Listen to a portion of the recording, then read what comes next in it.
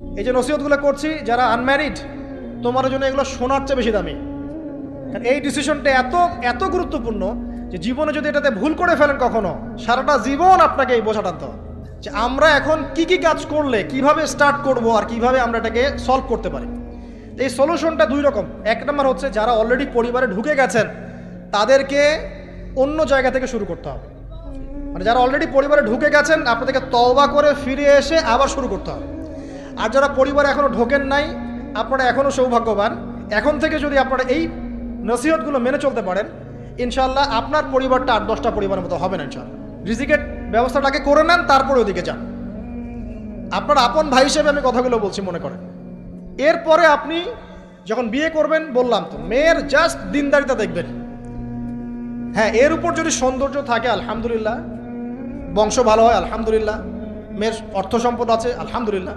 যদি এগুলোর কোনোটাও না থাকে, দিনদারিতা থাকে, জাস্ট ওটাকে দেখেন, আর কিছু দেখার দরকার নেই, কিছু দেখার দরকার নেই।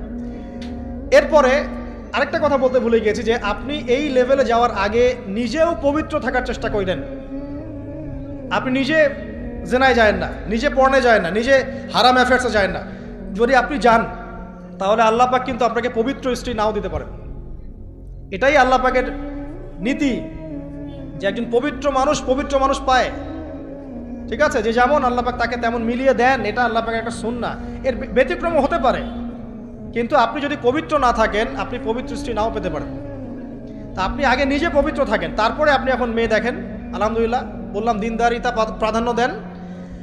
এখানে হাদিসে এটা বলা হয় নাই যে 4টা গুণ দেখে বিয়ে করো, বরং বলা হয়েছে 4টা গুণ দেখে সাধারণত বিয়ে করা হয়। ঠিক আছে, করো আদেশটা এমন নয়, ইনকাহ কথাটা এমন নয়, বা ইনকাহু এমন নয়, তুনকাহু মানে বিয়ে সাধারণত করা হয়। কেউ টাকা দেখে, কেউ সৌন্দর্য দেখে, কেউ দেখে বংশ। তুমি দেখো দিন। নবীজি বলছেন তুমি দিন দেখো, না হলে তোমার হাত ধুলে ধূসরিত হবে, মানে ধ্বংস হয়ে যাবে তুমি। আর দিন দেখার ক্ষেত্রে শুধু বাইরের গেট আপটা যথেষ্ট নয়, তার পড়াশোনা দেখেন, তার হিস্ট্রি ঘাটবেন, তার অতীতে সে কোথায় কোথায় পড়াশোনা করেছে, কি করেছে, খোঁজ খবর নেবেন।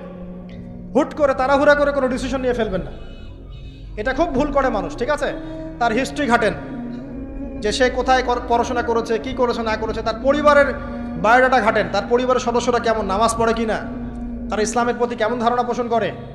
তার মাকে দেখেন, তার মা পর্দা করে কিনা, তার মা ইসলামের উপর আছে কিনা। তার নানিকে দেখেন, তার পরিবারবর্গকে দেখেন, তারপর একটা আপনি ডিসিশন নেওয়াটা সহজ হবে। এগুলোর চেয়ে ব্যতিক্রমও হতে পারে। ওই আজারের পরিবারে ইব্রাহিমের জন্ম হতে পারে, ফেরাউনের আন্ডারে আসিয়ার জন্ম হতে পারে, থাকতে পারে, কিন্তু এটা ব্যতিক্রম। নর্মালি কিন্তু সবসময় এমনটা হয় না।